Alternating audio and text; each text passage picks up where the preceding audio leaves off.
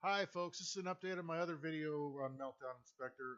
Nothing much has changed. Intel's still working on the patch and testing a new patch to get rid of that reboot problem and some other issues that's been going on. So the January 22nd advisory still stands from them as far as Intel processors and BIOS updates, that kind of thing. Um, but what you can do now to mitigate the possibility of being affected by Meltdown and/or Spectre is really you can patch your machine. If it's a Windows machine, there's been a number of patches that have come down, although not every machine has gotten them. If you have a virus scanner that's getting in the way of that, the patch will not be installed. So you'll, in essence, have to either shut down your virus scanner and let the patch happen, or Microsoft is actually saying to go to the Windows site and do basically make a boot disk or use their installation tool, their USB installation tool, which seems a little ridiculous. But if you're on a Windows operating system, though, if you're on Windows 10, especially newer versions of Win 10, you've probably already got the patch plus any subsequent patches, which is fine. But the real threat is your browser. This has to have local level access to the hardware. It has to be able to get in the first place. And the way that happens is JavaScript. You have to have something that's actually able to execute from the browser window and actually talk to the hardware directly. And some browsers will allow that. The workarounds are, well, unfortunately for Microsoft, the workaround is to patch your system. The thing is, they aren't doing specific patches for Internet Explorer or Edge. They're contained within this rollup, which will also include patches that are the sledgehammer where a slight tap will do. The ones that can drop up to 30% or more, 30 to 50% in some cases, performance off a processor for something that may or may not happen. Um, Most people use Chrome or Firefox, and as far as Firefox is concerned, um, honestly, Firefox has patched itself. In fact, I think I have a version of Firefox here. I don't know if you'll be able to see it, but um, Firefox is patching itself. It's been doing its own updates, so it will update itself the next time you start it. Just let it. I think they're at 50. Firefox, they're at 58. Um, so just let Firefox update. It has its own built-in workaround to try to protect it.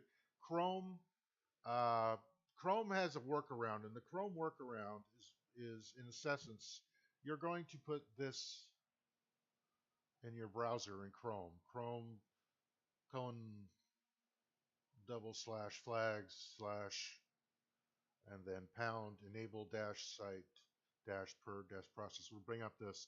And you see I've enabled it on my browser here. This is Chrome.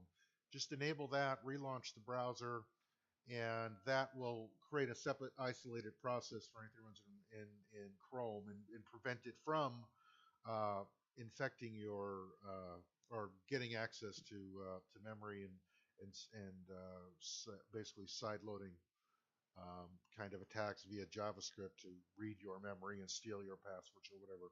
Again, this is very much. I still think it is very much the boy crying wolf. I still think this is overblown, but it never hurts to try to take steps in the meantime. I still say, don't get your hair on fire. Just chill. Let them work this stuff out. For one thing, there are no attacks in the wild. You're probably not a source of interest for anybody that would attack. They're probably going to go after if they're going to go anywhere, they're going after things like, AWS hosted servers and that kind of thing. Um, I've seen some suggestion out there, especially from Leo Laporte, who's giving bad advice. He's telling you things like get rid of malware bytes and any virus scanners, and only the Windows virus scanner should be. Well, for one thing, the Windows virus scanner has been, even in Microsoft's world, has been deprecated. It's just kind of there. You can't get rid of it. It's part of Windows 10. Um, and it's pretty much rooted in everything back to Windows 7. But I would say, as far as virus scanners go, I would probably on the actual virus scanning front, I would say, yeah, okay, just the Windows virus scanning. Other platforms um, like Linux and that, I really haven't seen a lot of virus scanners that work in the same way that Windows virus scanners work on the Linux platform. Linux is pretty well isolated as it is, as far as isolating processes. You don't have a lot of that shared memory stuff going on that you have with Windows and Linux per se. Um, Mac, there are Mac antiviruses, but while Mac is also affected by this. Again, Mac is based on the Unix platform, um, isolated processes. You have to worry more about privilege elevation in Linux than you have to worry about really doing a lot of stuff to the kernel. The kernel is pretty well isolated. So those platforms I wouldn't worry too much about. But on Windows platforms, yeah, and they're going to be the largest target um, for anybody that wants to try to enable this exploit, and they'll do it through some kind of malware. Again, standard internet hygiene applies. Um, don't open anything. Don't open attachments that come with Flash or kind of Java or kind of executable in them. That's standard. That's standard fare there. Um, as far as again the antivirus thing, the Windows is fine. If you have something like Malwarebytes, I would not get rid of Malwarebytes. And Malwarebytes has patched itself to allow the Windows updates to happen in Windows 10 and below. So it's not going to be blocking more. Malwarebytes, I still say, because I've seen more things and more threats stopped by Malwarebytes than anything else. They're probably the most serious of the security outfits out there with an app out there that people use. I would say Malwarebytes still in conjunction with the Windows virus scanner is all you need, if that. That's about it. So again, Firefox does its own updates has its own updates for trying to mitigate this vulnerability. Chrome, I'm sure Chrome will have an update as well, but in the meantime, just go to the put this in your web browser up here, the Chrome/flags/enable per site process, and I'll actually put the link to this down into my description on this video. But just disable the.